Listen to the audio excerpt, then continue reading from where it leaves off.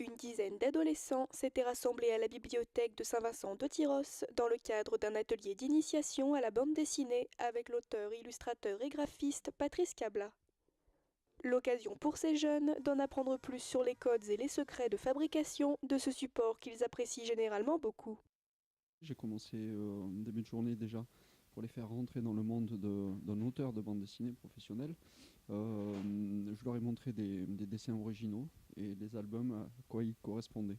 À partir du moment où on aborde tout le processus de travail, du coup on ne voit pas la masse de l'ampleur d'une production d'un album dans son ensemble, et par petites étapes, c'est beaucoup plus abordable. Donc du coup après on a reproduit ça ensemble. Une fois les bases posées, les jeunes BDistes avaient été libres de créer leurs planches et de donner vie aux personnages de leur imagination.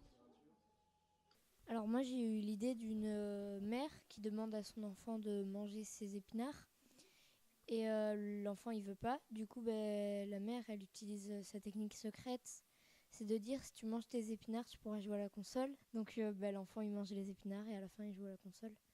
Moi, j'ai décidé de faire une tablette qui avait plus de batterie. En fait, je sais pas trop comment expliquer, mais j'ai fait un truc comme ça, quoi. Un oiseau qui fait des enfants et qui essaie de se défendre face à un chat. Voilà. Les étapes, c'est une idée de départ, un scénario. Et après, il faut créer les dessins, mais sur un brouillon et commencer à dessiner au propre. Si Patrice Cabla avait imposé à ses élèves du jour quelques règles de base à respecter, il avait également rappelé que certains de ces codes peuvent être bousculés en fonction du style et de l'histoire de la BD. Il y a un principe fondamental dans la BD, donc des codes particuliers. Le point central névralgique, c'est la séquence. À partir de là, il y a des variations dans toutes les productions de BD.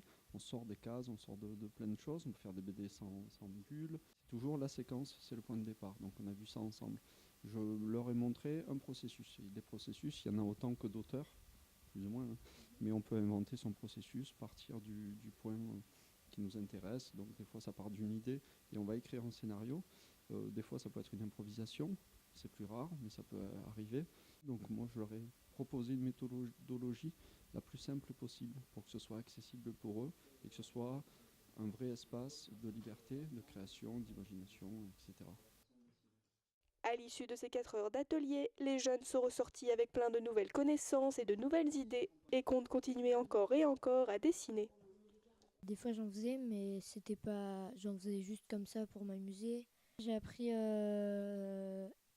vraiment les étapes qu'il fallait faire et du coup c'est mieux que quand je faisais une BD avant.